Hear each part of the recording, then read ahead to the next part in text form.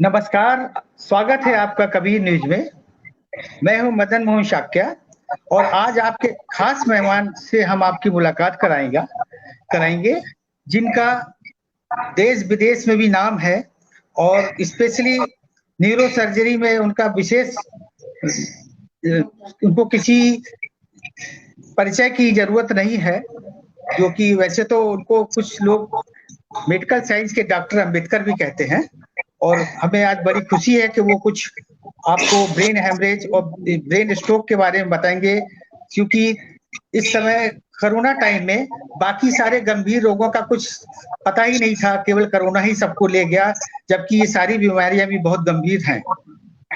आपसे हम इस समय डॉक्टर राजकुमार से मुलाकात करा रहे हैं, जो कि हमारे all India institute of medical science Dehradun और सैफई मेडिकल कॉलेज के डीन भी रहे हैं।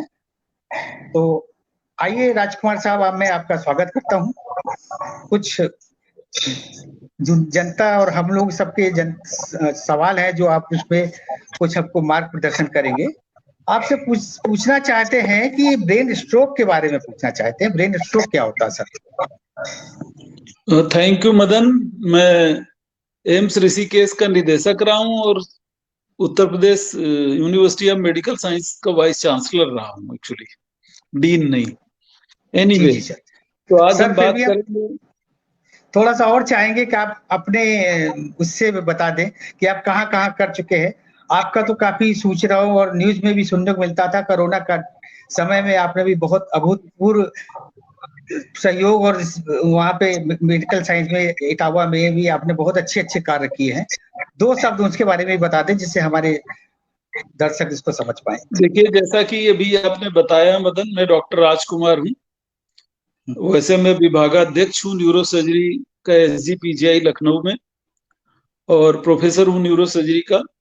इसके अलावा मैं फाउंडर डायरेक्टर था एम्स ऋषिकेश का, जो 6 एम्स बने थे। और Uttar Pradesh University of Medical Sciences Saifai Etawah में मैं वाइस चांसलर रहा हूँ। और उसी पीरियड में जब कोरोना की पहली लहर आई थी तो हमने पहले से ही काम शुरू कर दिया था एज ए वाइस चांसलर। चूंकि मैं मेडिकल साइंटिस्ट हूँ तो दुनिया की पहली किताब और पहला नाम कोविड पे जो है कोविडोलॉजी हमने लिखा था। किताब लिखी हुई थी लॉकडाउन के टाइम, क्योंकि उस समय आपको पता है कोरोना के बारे में किसी को कुछ पता नहीं था, डॉक्टर्स को भी नहीं पता था। तो हमने अपने शोधों पर आधारित, जिसमें 30 शोध करीब हमारे शामिल हैं, हमारे और Uttar Pradesh University of Medical sciences के फैकल्टी के, उस पे बेस्ड एक किताब लिखी थी जिसमें कोविड की पूरी जानकारी डॉक्टर्स के लिए और लाइन ऑफ मैनेजमेंट लिखा। उसके बाद चूंकि मैं आयुर्वेदाचार्य भी हूँ, आयुर्वेदा में मैंने PhD की है, इसलिए आयुर्वेदा के कुछ इंग्रेडिएंट्स निकाल के, चूंकि हमें जल्दी राहत देनी थी, इसलिए हमने एक दवा बनाई थी जिसकी परख हमने मॉडर्न साइंस के सिद्धांतों पर ICMR में रजिस्ट्रेशन करके लेवल 1 का, दुनिया के लेवल 1 का एविडेंस दे के प्रूव किया था कि वो दवाई जिसका नाम था RNB, tablet RNB, that was found to be very effective. और कई स्टेट्स में वो चली। कई सारे एडमिनिस्ट्रेटिव, पॉलिटिकल या मेरे अपने रीजंस रहे होंगे जिनकी वजह से वो सक्सीड जिस तरह होनी चाहिए थी नहीं हो पाई। Anyway, but it was a very innovative medicine. It saved so many lives. Not only did it save lives, but it also prevented the cross infections in health workers. तो हेल्थ वर्कर्स में infection. एक minute sir, पूछना चाहेंगे RNB, शायद मेरे ख्याल से इसका फुल फॉर्म बताइए। क्या ये आपसे भी संदर्भित है? आपका इसमें नाम लगा है? हाँ, ये एक्चुअली राज लिया गया मेरे नाम से, राज। जी, और जी, निर्वाण जो है वो जो बनाने वाली संस्था है, एक जी, योगी जी जिनका पुश्तैनी खानदान से जो आयुर्वेदा में ट्रेंड और दक्ष रहे, उन्होंने बनाया था इसको। हमने साइंटिफिक स्टडी सारी हमने की थी, बनाया उन्होंने था। तो उनका नाम है स्वामी निर्वाण देव। तो इस तरह राज निर्वाण बटी, इसी नाम से इसका कोलैबोरेशन आपका राज निर्माण बुटी हो गया। हाँ, ये बटी हमने अच्छा। इसलिए लिखा था क्योंकि मैं आयुर्वेदा को प्रमोट करना चाह रहा था। वरना जी मैं जी इसका मॉडर्न नाम भी दे सकता था, क्योंकि आयुर्वेदा हमारे देश की विधा है। और इसका मेथड, जो मेथोडोलॉजी हमने की, इसलिए इसका नाम हमने रखा एलोवैदिक मेडिसिन।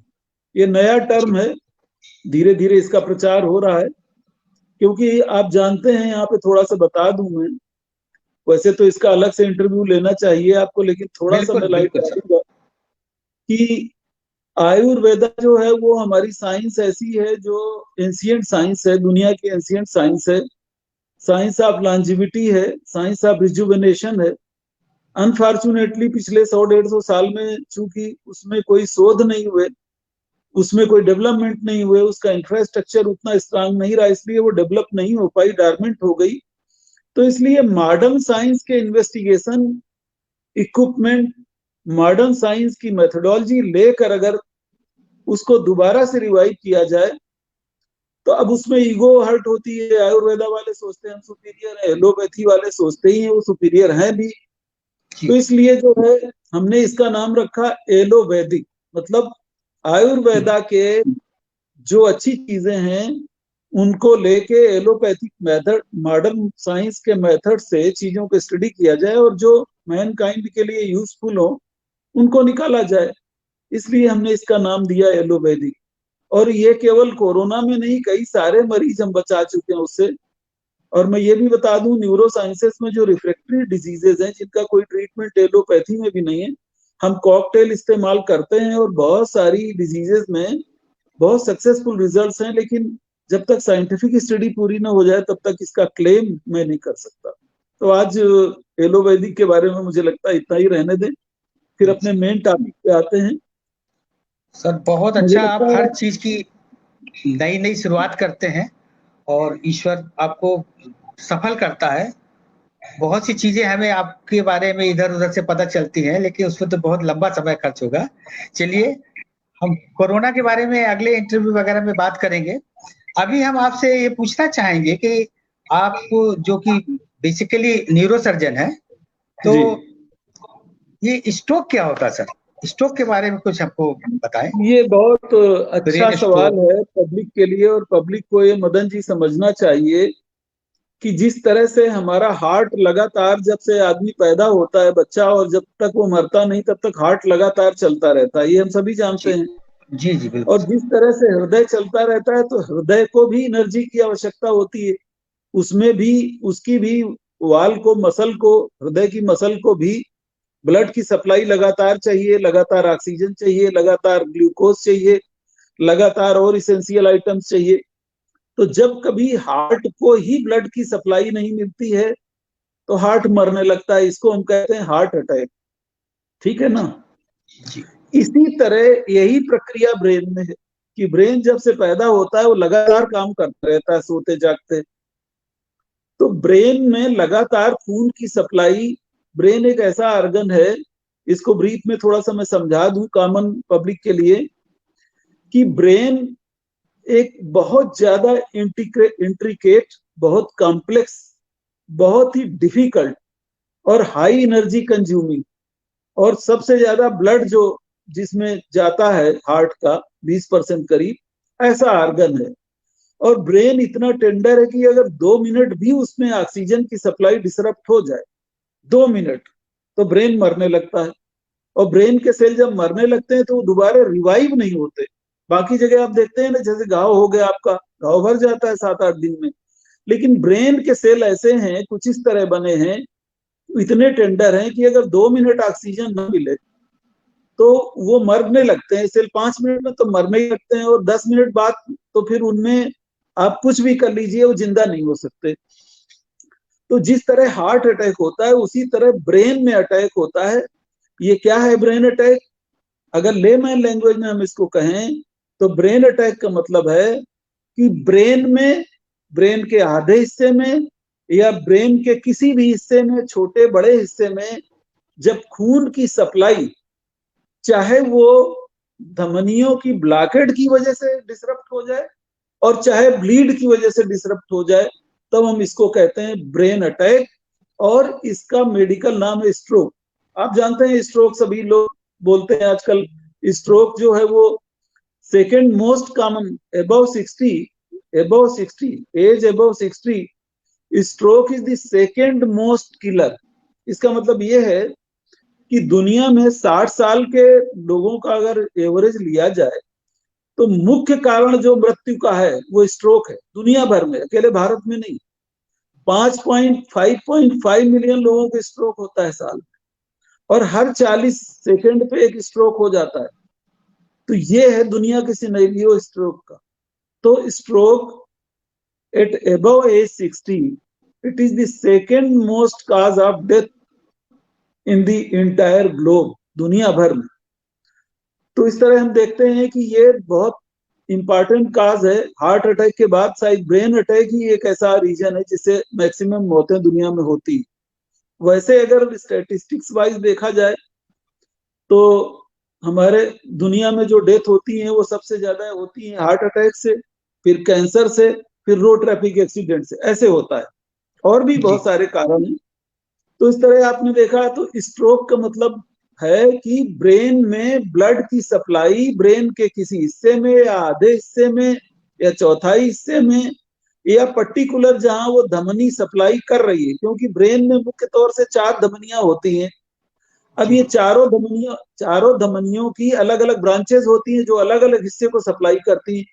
तो किसी भी हिस्से में किसी भी धमनी का अगर ब्लॉकेड हो जाए और आगे खून की सप्लाई न जाए तो हम उसको कहते हैं स्ट्रोक। अब ये स्ट्रोक 2 कारणों से हो सकता है। एक कारण तो ये है कि धमनी ही ब्लॉक हो गई। कैसे ब्लॉक हो गई? पता चला हार्ट में कोई ऑपरेशन हो रखा है, हार्ट में कोई आर्टिफिशियल इम्प्लांट पड़ा हुआ है और वहां इन्फेक्शन है या कोई बीमारी, वहां से थक्का गया, क्योंकि खून तो हार्ट से ही जा रहा है पूरे बॉडी में, ब्रेन में भी हार्ट से ही जा रहा है। तो वो ब्रेन की धमनी में गया और जो भी धमनी पतली पड़ी उस थक्के लायक वहां जाके जाम हो गया।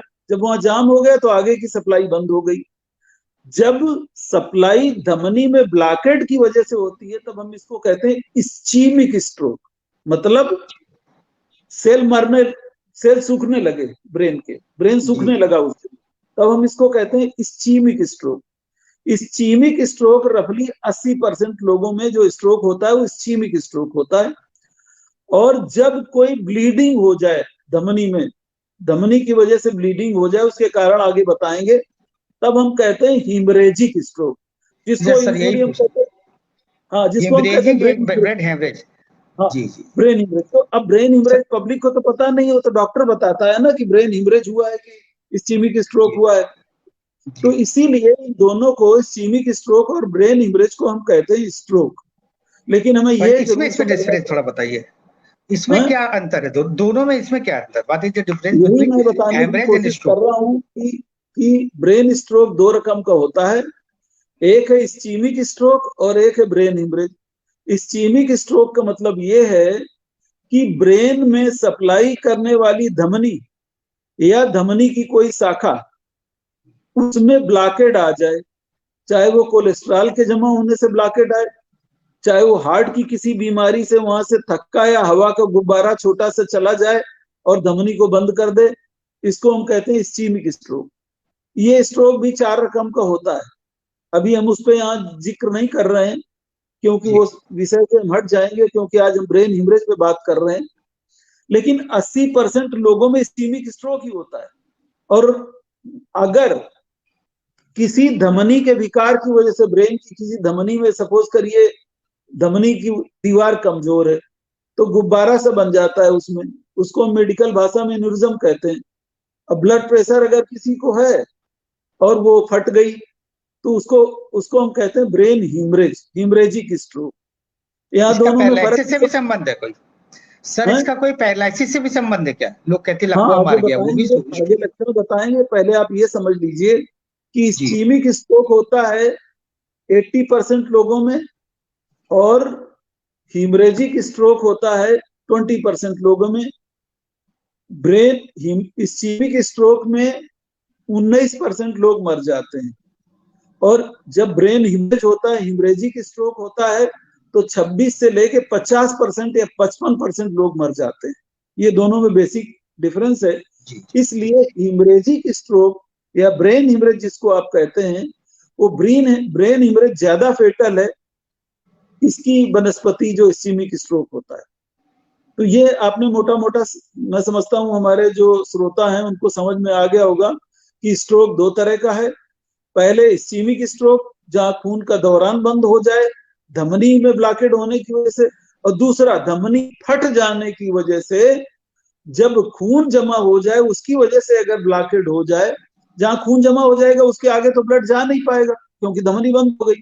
तो इसको हम कहते हैं ब्रेन हिमरेज या हिमरेजिक स्ट्रोक। वो इस्कीमिक स्ट्रोक ज्यादा होता है लेकिन उसमें लोग कम मरते हैं, 19% 20% लोग मरते हैं।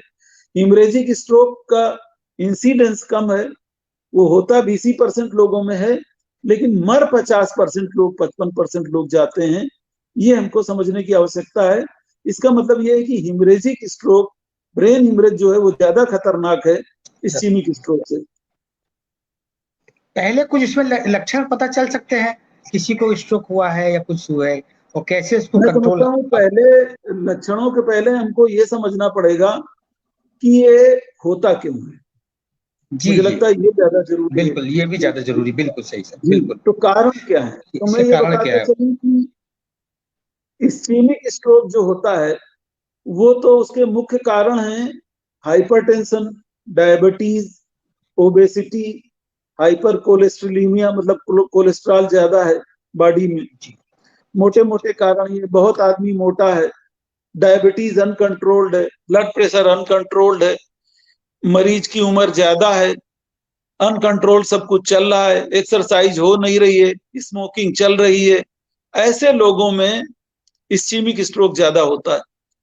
और अब हम बात करते हैं ब्रेन हिमरेज की, क्योंकि आज हिमरेज की बात हम कर रहे हैं। तो ब्रेन हिमरेज का जो हमने बताया 20% स्ट्रोक का कारण बनाता है ब्रेन हिमरेज, लेकिन ब्रेन हिमरेज 70 से 80% लोगों में ब्रेन हिमरेज किसकी वजह से होता है? हाइपरटेंशन की वजह से, ब्लड प्रेशर की वजह से। मुख्य कारण ब्रेन हिमरेज का है, ब्रेन हिमरेज का मुख्य कारण है hypertension, uncontrolled blood pressure, diabetes, ये इसके मुख्य कारण है 70 से 80% लोगों में। और इसकी हिमरेज जो है, ब्रेन हिमरेज, ये ब्रेन के सब्सटेंस के अंदर होती है। ये ब्रेन में कुछ इस तरह का सिस्टम है कि ब्रेन में तीन चीजें हैं। ब्रेन में तीन चीजें हैं, एक तो ब्रेन का सब्सटेंस है जिसको ब्रेन पैरेन्काइमा कहते हैं, ठीक है, और करीब 150 सीसी किसी भी गिवन टाइम में ब्रेन में 150 सीसी ब्लड रहता है। ब्लड सर्कुलेट होता रहता है ना, ब्लड जाता है, ब्लड वापस आता है हार्ट में। तो किसी भी गिवन टाइम में 150 सीसी ब्रेन में ब्लड रहता है, और किसी भी गिवन टाइम में 125 सीसी ब्रेन का पानी रहता है। क्योंकि ब्रेन बहुत ही सॉफ्ट सब्सटेंस होता है, बहुत ही सॉफ्ट, बहुत ही डेलिकेट। उसको हैंडल करने की हम ट्रेनिंग सिखाते हैं जो ट्रेनिंग डॉक्टर आते हैं, क्योंकि वो इतना टेंडर है कि अगर आपने उसमें जोर से इंस्ट्रूमेंट भी रख दिया तो ब्लीड करने लगे और सेल मर जाएंगे। तो इसलिए प्रकृति ने कुछ इस तरह का सिस्टम बनाया है कि ब्रेन तरल बना रहे, इसलिए किसी भी गिवन टाइम में 125 सीसी ब्रेन में पानी रहता है, और इसी पानी के थ्रू धमनियां चलती हैं। मतलब इसको हम सिस्टर्न कहते हैं। छोटे छोटे कुंड भी होते हैं, 4 कुंड होते हैं ब्रेन में। उसके अलावा पानी के रास्ते बने हुए, नालियां बनी हुई ऐसे समझिए, जिनसे धमनियां जाती हैं।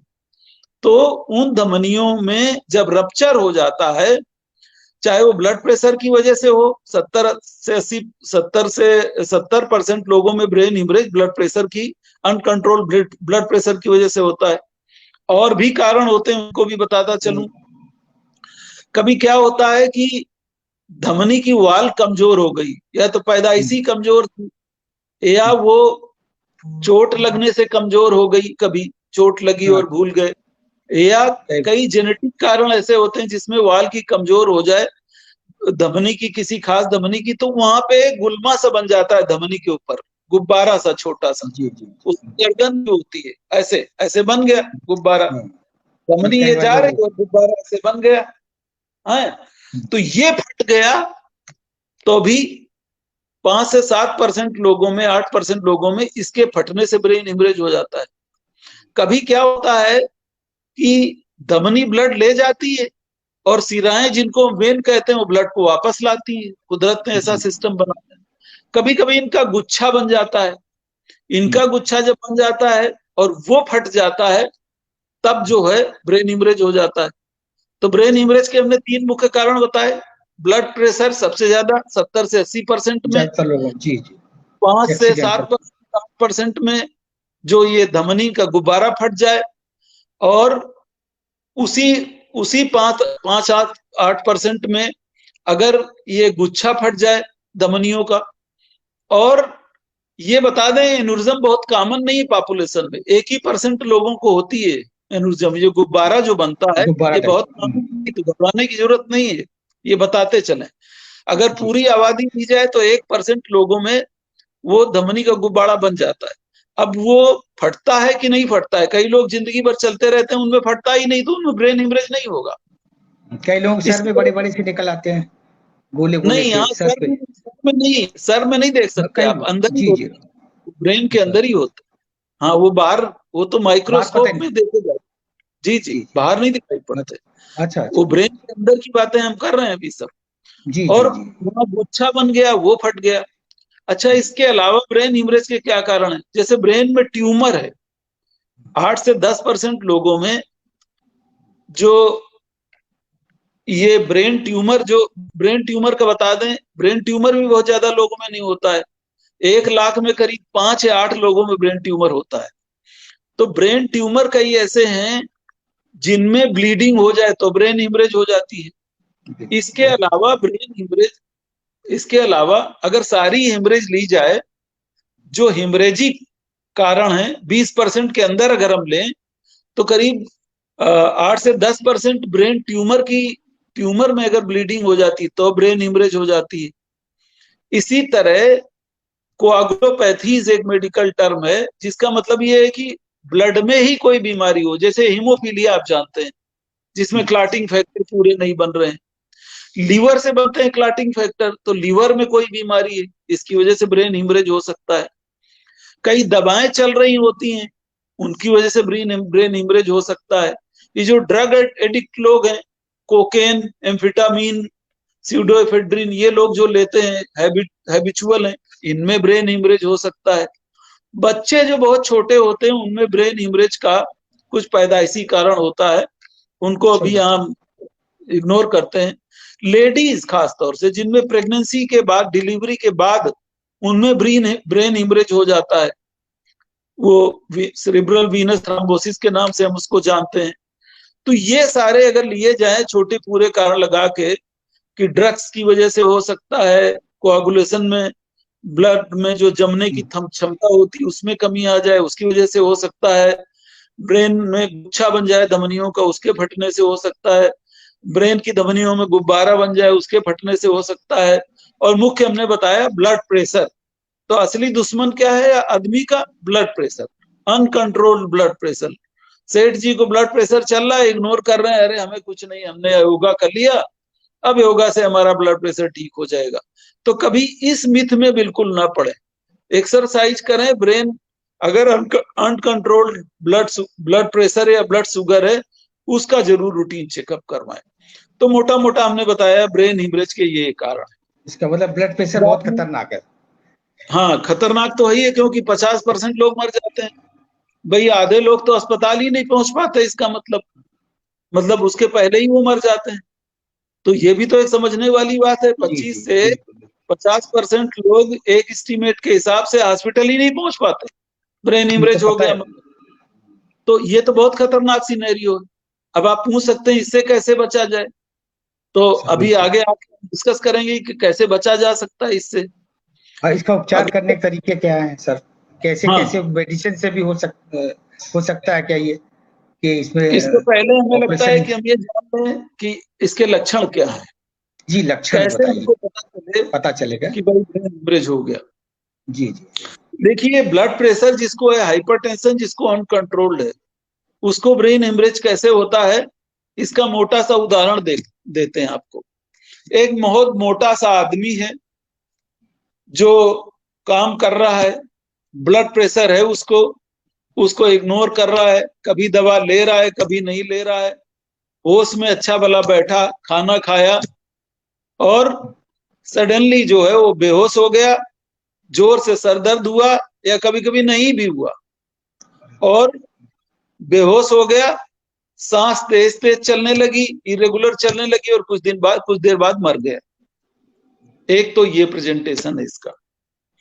अब आप ये पूछेंगे इससे बचाव कैसे, तो इसका तो एक ही बचाव है कि आप ब्लड प्रेशर और डायबिटीज अपनी पूरी तरह कंट्रोल रखें। दूसरे जो मुख्य लक्षण है, वो ये है कि सर दर्द बहुत तेज होता है, बर्स्टिंग हेडेक होता है। ब्रेन हिमरेज अगर हुआ है किसी को तो बर्स्टिंग हेडेक होता है और उसके साथ उल्टियां होती है। आप समझ रहे हैं, बार बार उल्टी होगी और हेडेक जो है वो अनकंट्रोल टाइप का होगा, बर्स्टिंग हेडेक होगा, सीवियर हेडेक होगा और बार बार उल्टी हो रही, और इसी के साथ होश में गड़बड़ होने लगता है, अल्टरेशन इन सेंसोरियम, कि आप बुला रहे हो किसी को, वो हाँ हूं कर दे रहा है, कह रहे हो हाथ उठाओ तो हाथ तो उठा दे रहा है, न पूरी बात समझ पा रहा है, न वो सेंस में है, न उसको ये पता है कि कहाँ है, न उसको ये पता है क्या टाइम हो रहा है, और फिर धीरे धीरे वो उसकी बेहोशी बढ़ती चली गई ब्रेन हिमरेज में। हालांकि इस्कीमिक स्ट्रोक में इसका उल्टा भी हो सकता है, एक बार स्ट्रोक हुआ और थक्का डिसलाज हो गया तो ठीक भी हो सकता है। आप समझ रहे हैं, सुधार अपने आप हो जाएगा, अपने आप सुधार आ सकता है इस्कीमिक स्ट्रोक में ब्रेन हिमरेज में नहीं आएगा, क्योंकि हिमरेज तो हो गई, हिमरेज जब हो गई तो क्लाट बन गया, क्लाट बन गया तो खून की सप्लाई आगे ब्रेन की रुक गई अगले पार्ट में, और क्लाट जब बना तो उसके चारों तरफ सूजन होने लगी तो और सेल मरने लगे, और सेल मरने लगे तो फिर दौरा पड़ने लगा, मिर्गी का दौरा पड़ने लगा। तो इसमें मरते क्यों हैं लोग, इसमें मरते इसीलिए हैं कि एक तो क्लाट की वजह से ब्रेन में टेंशन बढ़ जाता है, दूसरा जो है ब्रेन सूख जाता है, सेल मरने लगते हैं, तीसरा आगे की सप्लाई डिसरप्ट हो गई तो आगे सेल मरने लगे, चौथा कारण ये है कि एक बार हिमरेज हुआ, कंट्रोल नहीं हुआ तो दोबारा फिर हिमरेज हो गया। आप समझ रहे हो, हिमरेज 4 दिन में 72 घंटे में भी कुछ कारण ऐसे हैं कि 72 घंटे में दोबारा ब्लीड कर सकता है, या ब्लड प्रेशर में भी दोबारा ब्लीडिंग हो सकती है। तो ये ऐसे बात, हाँ कई बार ये कहा जाता है 72 घंटे तक उसको ऑब्जर्वेशन में रखेंगे दोबारा, हाँ, तो इसका कारण यही है। डायलॉग है ये फिल्मी डायलॉग है, लेकिन आप ये कह सकते हैं मोटे तौर पे कि विद इन 3 डेज जो है दोबारा हिमरेज हो सकती है, इसके बाद 13-14 दिन पे भी हिमरेज हो सकती है, कई कारण ऐसे भी हैं।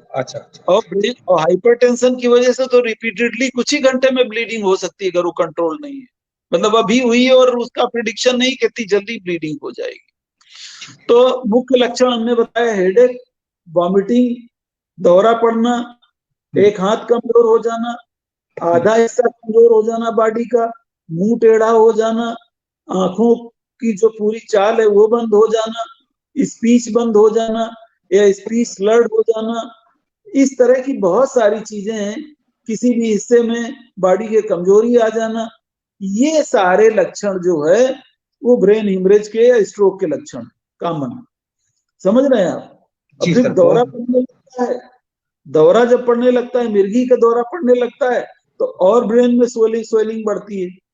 तो इस समय जो डॉक्टर का रोल क्या होता है, आप घर में इलाज नहीं कर सकते इसका, घर में केवल ये कर सकते हैं कि ब्रेन हिमरेज अगर स्ट्रोक हो जाए तो हेड एंड को थोड़ा तकिए पे रख दें, अगर स्पॉन्डिलाइटिस वगैरह हो संभाल के सहज से, और गर्दन एक तरफ को टर्न कर दें, क्योंकि क्या होता है कि अगर दौरा पड़ गया तो कई बार जीभ कट जाती है, खून चला जाता है, सांस ठीक से नहीं आती है, तो गर्दन अगर एक तरफ को कर देंगे तो अगर सैलाइवा ही 1200 सीसी बनती है हमारी, लार जिसको कहते हैं, तो वो एक तरफ कर देंगे जेंटलनेस से, अगर एक तरफ को सर, तो सैलाइवा बाहर आती रहेगी और ब्रीदिंग चलती रहेगी। इसके बाद हॉस्पिटल में जब डॉक्टर क्या करता है ये भी समझना चाहिए हमको।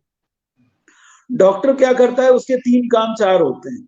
एक तो ये है कि तुरंत ही जो है, जो हिमरेज हो गया या तो उस थक्के को सर्जरी से निकाला जाए, इसमें कंट्रावर्सी है, डॉक्टर को डिसाइड करने दीजिए, और या फिर उसका तुरंत ट्रीटमेंट शुरू किया जाए। ट्रीटमेंट क्या करेंगे डॉक्टर, ये न्यूरोलॉजिस्ट ये इंश्योर करते हैं कि खून का दौरान जो एरिया सूख रहा है ब्रेन का उसमें रेस्टोर किया जाए, उसके लिए कितना ब्लड प्रेशर रखा जाए, वो जरूरी है। उसके लिए क्या दवा दिया जाए वो जरूरी है। थक्के को कैसा घुलाया जाए ये दवाएं दी जाएं। इसके अलावा जो मुख्य है, जो मौत होती है ब्रेन हिमरेज से, वो क्या होता है, ब्रेन में वॉल्यूम बढ़ जाता है। ब्रेन में एक टाइट कंटेनर है, अब देखिए ना चारों तरफ हड्डियों से कवर्ड है। अब इसमें कहीं कोई जगह नहीं है। ब्रेन में जो जो भी वॉल्यूम है, 1200 लेके 1400 ग्राम का जो ब्रेन का वॉल्यूम है, उसमें प्रेशर है 5 से 8 मिलीमीटर मरकरी ब्रेन के अंदर प्रेशर होता है। अगर ब्रेन में थक्का या खून इतना जमा हो गया 30 सीसी 40 सीसी, तो क्या होगा, वॉल्यूम बढ़ेगा ब्रेन का। 40 सीसी एकोमोडेट करने की क्षमता तो है नहीं इसमें, ये कंपार्टमेंट तो बंद है। तो क्या होगा, प्रेशर बढ़ेगा, ब्रेन में प्रेशर बढ़ेगा। पता चला 20 मिलीमीटर 50 मिलीमीटर मरकरी हो गया, प्रेशर बढ़ेगा। फिर जो चारों तरफ ब्रेन, जो जहां थक्का बना है उसके चारों तरफ जो ब्रेन है वो सूजन करेगा। तो क्या होगा, और वॉल्यूम बढ़ेगा, और वॉल्यूम बढ़ेगा तो और ब्रेन का प्रेशर बढ़ेगा। तो जब प्रेशर बढ़ता चला जाएगा तो ब्रेन में दो हिस्से हैं, ऊपरी हिस्सा है और निचला हिस्सा है, बीच में टेंट है, उसको टेंटोरियम ही कहते हैं। जैसे टेंट लगता है ना, जी जी। ऐसे ब्रेन के ऊपरी और निचले हिस्से हैं। निचला हिस्सा छोटा होता है, ऊपर बड़ा होता है। तो क्या होता है कि ऊपर का हिस्सा जो है ब्रेन का निचले हिस्से में धंसने लगता है और उससे हृदय, होश और सांस पे कंट्रोल खत्म हो जाता है और आदमी मर जाता है। तो ये जो है बचाने के लिए डॉक्टर सारे एफर्ट करते हैं और दोबारा हिमरेज न हो इसके एफर्ट्स करते हैं। तो आप देखते हैं ब्रेन हिमरेज का इलाज आसान नहीं है, ब्रेन हिमरेज का इलाज डिफिकल्ट है, वो एक्सपर्ट ही कर सकता है। आपने देखा कई सारी चीजें मैंने बता दी, ब्लड प्रेशर कंट्रोल करना है, आदमी को खाना भी पहुंचाना है, उसके ब्रेन में जहां वो इंसल्ट हो गई उसको भी सप्लाई करना है ऑक्सीजन की, ग्लूकोज की, सूजन को भी रोकना है, ब्रेन का दबाव भी कम करना है, आगे हिमरेज न हो उसके लिए भी उपाय करने, थक्का गल जाए या निकाला जाए उसके भी उपाय करने। तो ये उपाय एक्सपर्ट ही कर सकता है। इसलिए ब्रेन हिमरेज को ये साधारणतः न लें। अब आप हमसे पूछ सकते हैं कि इसके वार्निंग साइंस क्या है, कैसे पता चले किसी को ब्रेन ब्रेन हिमरेज हो रहा है। तो भाई अगर एक अच्छा भला आदमी है घर में और उसको पहले कोई प्रॉब्लम नहीं हुई और उसको स्मोकर भी है, एक्सरसाइज नहीं करता है, ओबेज है, मोटा थुलथुल है, वजन जरूरत से ज्यादा है, जो पैरामीटर है उससे ज्यादा है, और वो अपनी परवाह भी नहीं करता, और उसको ऐसे आदमी को अगर हेडेक होने लगे और उल्टियां आ जाएं, तो ये वार्निंग साइन है। हो सकता है एक बार छोटा ही लीक हुआ हो, कई बार क्या होता है वार्निंग साइन होते हैं, जो जो हमने बताया ना धमनी जो रप्चर होती है उसमें वार्निंग साइन होते हैं। उसमें क्या होता है, उसको हम सब अरेक्नोइड हिमरेज कहते हैं मेडिकल भाषा में, क्योंकि वो ब्रेन सब्सटेंस में ब्लीडिंग नहीं होती है, वो जहां से धमनियां जा रही होती हैं, पानी उनके चारों तरफ होता है, वहां फटती हैं, तो उसको सब अरेक्नोइड हिमरेज कहते हैं। उसमें क्या होता है, उसमें जोर से सर दर्द होता है और सर दर्द नेक में ज्यादा होता है। अच्छा यहाँ यह भी बता दें कि जिन लोगों को गर्दन में दर्द होता रहता है वो ये ना सोच ले कि वार्निंग साइन है, क्योंकि वो स्पॉन्डिलाइटिस की वजह से ज्यादा दर्द होता है। स्पॉन्डिलाइटिस की वजह से गर्दन में ज्यादा दर्द होता है। ये अचानक दर्द हुआ, मतलब नेक में हुआ, सर में डिफ्यूज हुआ, आंख में यहाँ पे दर्द हो गया, एकदम से आंख यहाँ पे दर्द लग रहा है, ऐसे वार्निंग, उसके साथ एक दो उल्टी आ गई, तो ये वार्निंग साइन है। मतलब छोटा मोटा लीक हो गया है कहीं, गर्दन में गर्दन स्टिफ हो गई, तो ये वार्निंग साइंस है ब्रेन हिमरेज से बचने के लिए कि भाई एक बार छोटा लीक हुआ है, इसका मतलब कुछ ही घंटे में हो सकता है दोबारा बड़ा सब लीक हो जाए। तो ऐसे लोगों को, या जिनकी फैमिली में ब्रेन हिमरेज हो रखा है उनको भी अलर्ट रहना है, या जिनके ब्रेन हिमरेज के लिए ऑपरेशन हो रखे हैं बच गए उनको भी अलर्ट होना है। तो ऐसे लोगों को ब्रेन हिमरेज की सावधानियां लेना अति आवश्यक है। तो ये सर मोटा जैसे मोटा आप और ये पूछना चाहेंगे कि कोई अगर ऐसा पेशेंट आता है जिसको डिक्लेयर्ड हेमरेज है, तो कितना परसेंटेज होता है कि वो सरवाइव करेगा, या कितने केसेस ऐसे होते हैं जो हम लोग कंट्रोल नहीं कर पाएंगे? देखिए, तो मैंने आपको बताया अलग अलग, ये डॉक्टर आपको स्पेसिफिक बताएंगे। जैसे ब्रेन की जब मुख्य धमनी ब्लॉक होती है और उसका अगर इलाज न किया जाए तो 80% लोग मर जाते हैं। ब्रेन की मुख्य धमनी अगर ब्लॉक हो जाए या उसमें हिमरेज हो जाए तो 80% लोग बिना इलाज के मर जाते हैं। लेकिन अगर इलाज हो जाए तो 21% लोग ही मरते हैं। तो कितना फर्क है, 80 और बहुत 21। फर्क, बहुत, बिल्कुल ठीक है, बहुत फर्क है ना। इसी तरह जैसे धमनी रप्चर हो गई, हमने बताया गुब्बारा बन गया, वो अगर टाइम से हॉस्पिटल पहुंच गए तो 5% लोग भी नहीं मरेंगे। 5 से 10% में है तो सारे बच जाएंगे। इसका मतलब ये उसमें भी कई कॉम्प्लिकेशंस होते हैं। तो इस तरह हर बीमारी का, जैसे गुच्छा फट गया, अब गुच्छे में तो 2% लोग भी नहीं मरेंगे, उसका सही टाइम से इलाज हो जाए। अब जैसे खून में क्लॉटिंग फैक्टर हमने पकड़ लिए कि ये है, या तो कुछ दवाएं ऐसी चल रखी हैं जिनसे खून की क्लॉटिंग कम हो, तो दवा से ही ठीक हो जाएंगे, आगे भी उनको हिमरेज नहीं होगी, वो सब ठीक हो जाएंगे। ड्रग एडिक्ट हैं वो ठीक हो जाएंगे, लीवर की बीमारी है वो ठीक हो जाएंगे। तो आप देखिए ना, ये तो कारण पर डिपेंड करता है कि ब्रेन हिमरेज का कारण क्या है और ब्रेन हिमरेज का सीवियरिटी कितना है। 30 या 40 सीसी से अगर ज्यादा ब्रेन में ब्लीडिंग हो गई तो सर्वाइवल के चांसेस कम है।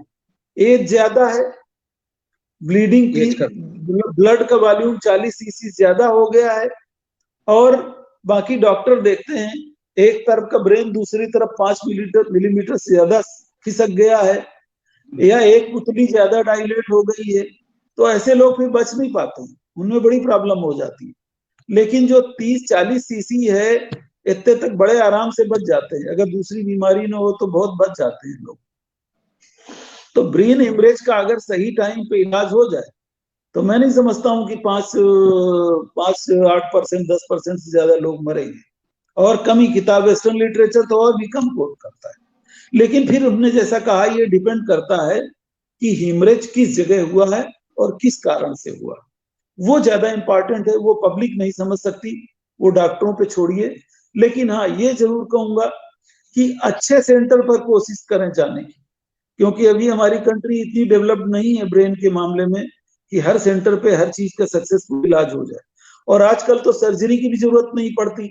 जैसे हमने धमनी रप्चर होने की बात बताई, उसमें ऑपरेशन की आवश्यकता, अब खुले माइक्रोस्कोप से ऑपरेशन जो 50 गुना ज्यादा बढ़ा दिखाता है स्ट्रक्चर, उसमें हम ऑपरेशन करते थे। अभी क्या है कि एंजियोग्राफी करके बिना ऑपरेशन के उसमें कॉइल डाल देते हैं। कॉइल डाल देते हैं तो वो कॉइल जो है, हालांकि इसमें कंट्रोवर्सी कि वो ज्यादा सक्सेसफुल है कि ऑपरेशन ज्यादा सक्सेसफुल है। हालांकि एज ए सर्जन जो हम जानते हैं ऑपरेशन मोस्ट सक्सेसफुल है, और उससे दोबारा ब्लीडिंग के चांसेस भी खत्म ही हो जाते हैं। लेकिन वो कॉइल डालने से वो थक्का जम जाता है उसी के अंदर, उसी गुब्बारे के अंदर, तो ब्लीडिंग के चांस कम हो जाते हैं, उसके फटने के चांस कम हो जाते हैं। कभी जब ज्यादा कॉम्प्लिकेटेड होता है, बहुत बड़ा होता है, तो दोनों चीजें करनी पड़ती है कि पहले थक्का जमा लिया उसमें, सपोज करो भाई 4-5 लीटर ब्लीडिंग हो गई ऑपरेशन में। ऑपरेशन कोई साधारण तो होते नहीं, नहीं तो हर आदमी नहीं कर लेगा, हर न्यूरोसर्जन भी नहीं कर सकता। तो अच्छा, ब्रेन हेमरेज चोट की वजह से भी होता है, वो बताया था शायद मैंने। जी जी चोट जी, जो चोट के वजह से कम बताए, लोगों का एक्सीडेंट होता है। जी जी जी, हाँ, समझ लेकिन रहा हूँ उसका एक्सीडेंट। उस ये किस हिमरेज कैटेगरी को बात है? उस हिमरेज को हम हेड इंजरी में काउंट करते हैं, जी लेकिन वो मुख्य कारण है ब्रेन हिमरेज का। तो जी। ऐसा हमने देखा कि आजकल जो ट्रीटमेंट है वो बहुत सक्सेसफुल हो गया है। अभी मेडिसिन ऐसी आ गई है जो थक्के को भुला देती है। फिर उसके बाद अगर गहरे पार्ट में है क्लाट, तो आजकल एक छोटा सा होल बना के हड्डी से और इंडोस्कोप से हम क्लाट निकाल लेते हैं ट्यूब डाल के। यह एक स्टीरियोटैक्टिक सर्जरी होती है, मिनिमली, मतलब छोटा सा होल बनाया और वहां से सीधा आपने जो है ट्यूब डाली और उससे धक्का धक्का पहले दवा से घुलाया और उसके बाद धक्का निकाल लिया। पता चला 24-48 घंटे के बाद जैसे ही घुल गया। तो आजकल ब्रेन हिमरेज के बहुत सारे ऐसे उपाय आ गए हैं जो, मतलब मेडिकल साइंस इतना एडवांस कर गई है, उतना पूरा तो मैं बता भी नहीं पाऊंगा। अगर बताऊं तो पूरा दिन लग जाएगा अगर हम हर चीज बिल्कुल बिल्कुल विस्तार सर, से। बिल्कुल। तो मतलब ये है कि जो पब्लिक के इंटरेस्ट का है ब्रेन हिमरेज में, वो ये है कि ब्रेन हिमरेज में कब ऑपरेशन करना है, किस जगह कौन सा ऑपरेशन करना है, उसका सबका साइंटिफिक डेटा अवेलेबल है, सबकी स्टडी हो रखी है। और जो काबिल न्यूरोलॉजिस्ट या न्यूरोसर्जन है वो अच्छे से समझता है कि किस ब्रेन हिमरेज में कब इलाज करना है, केवल कब ऑपरेशन करना है, ऑपरेशन करना है तो कितने घंटे में करना है, और करवाना है तो क्या ऑपरेशन किस जगह बेटर होगा, उस सब के डॉक्टर को समझ है। जो पढ़ा लिखा डॉक्टर है, हालांकि आजकल पढ़े लिखे डॉक्टर कम हो गए हैं, मुझे ये कहना नहीं चाहिए, लेकिन मैं सीनियर आदमी हूँ चिकित्सा क्षेत्र का, अगर मैं ये बात नहीं कहूंगा तो कौन कहेगा। तो आजकल तो इजी गोइंग हो गया है, सब जांचों के भरोसे डॉक्टर हो गए हैं। तो आजकल सब कुछ जांचों पे, आप कहीं भी जाइए। हमारे जमाने में लीवर अगर बड़ा होता था तो हमको एक ज्ञान था कि हम लीवर पेट पे हाथ रख के पलपेट कर लें। अभी लीवर को पलपेट करता है, अल्ट्रासाउंड करा के देखते हैं लोग। तो जमाना बदल गया है। तो डॉक्टर के पास जाएंगे तो ब्रेन हिमरेज का इलाज बहुत अच्छा हो जाएगा। सर बहुत महत्वपूर्ण जानकारियां आपने दी हैं।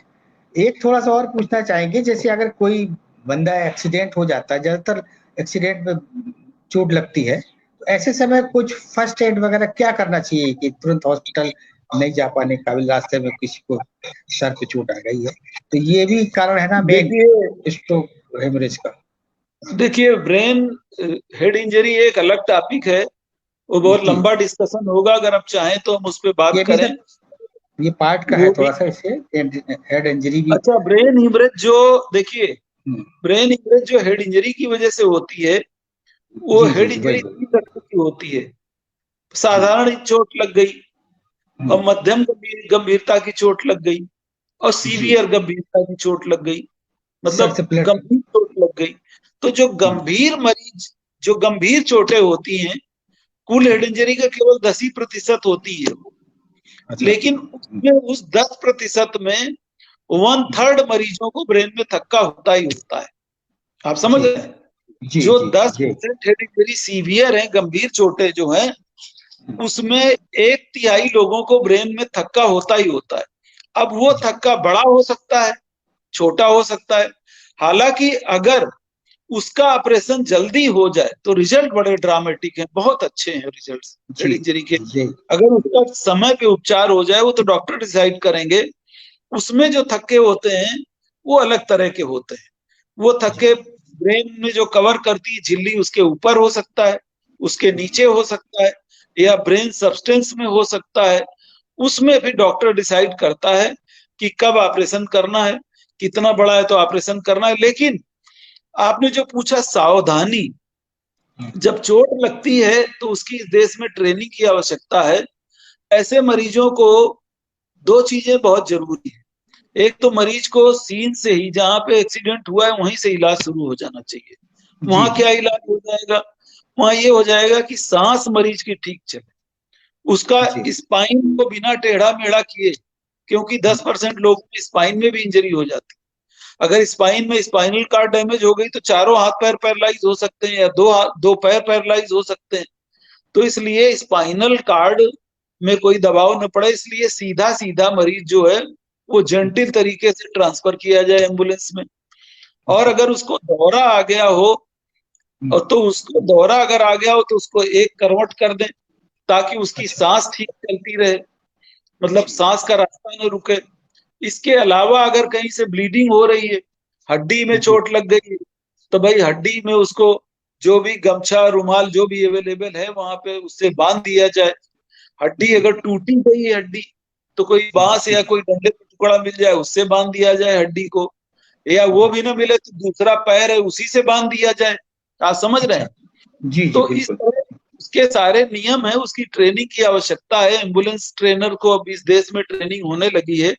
यूनिवर्सिटी में मैं भी इसका एक नया कोर्स शुरू करना चाहता था, लेकिन तब तक मुझे आना पड़ गया। तो अभी बहुत सारा इस देश में बहुत कुछ करने को बाकी है चिकित्सा क्षेत्र में।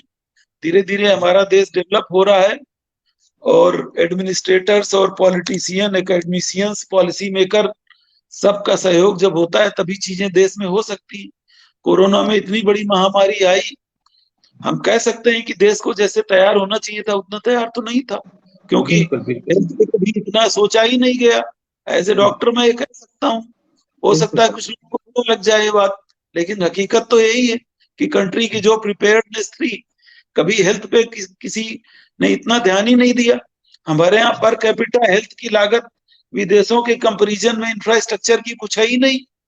लोग जो है जहां पर कैपिटा $800 $1000 है, हमारे देश में तो $50-54 भी नहीं है, पर कैपिटा $26 भी नहीं, तो कैसे इंफ्रास्ट्रक्चर ही जब होगा।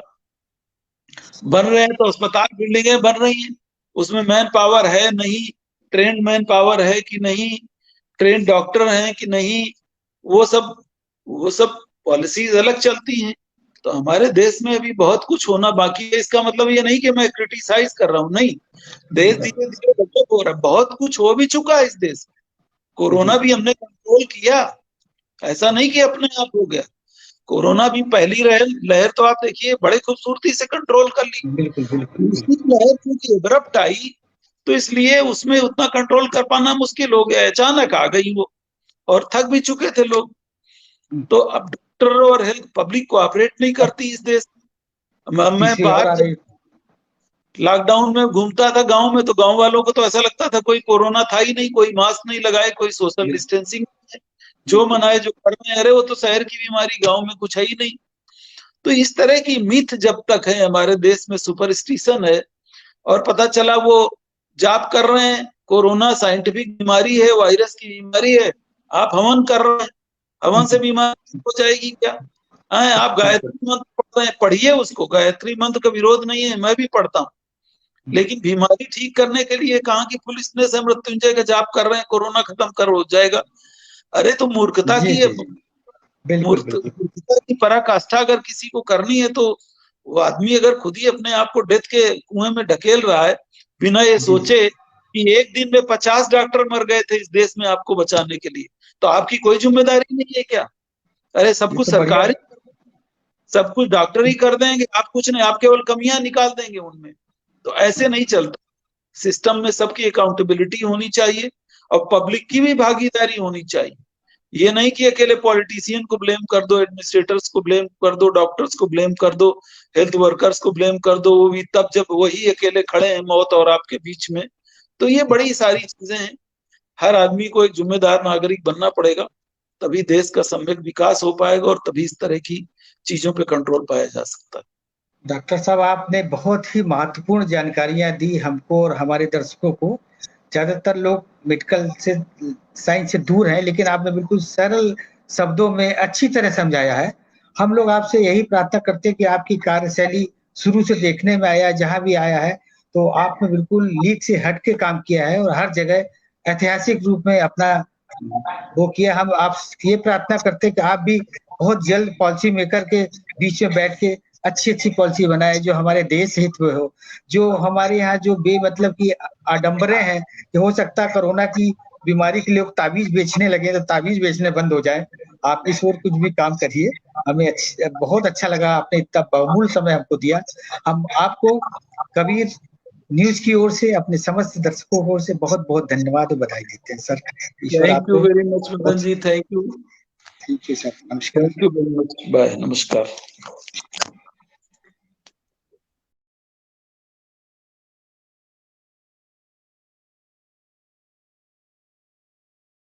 आप हमें YouTube पर देख रहे हैं तो सब्सक्राइब करें हमारा चैनल कबीर न्यूज़ और बेल आइकन टैप करें ताकि आपको नोटिफिकेशन मिलता रहे हमारे हर वीडियो के अपडेट का। और अगर आप हमें Facebook पर देख रहे हैं तो लाइक करें हमारा Facebook पेज कबीर न्यूज़।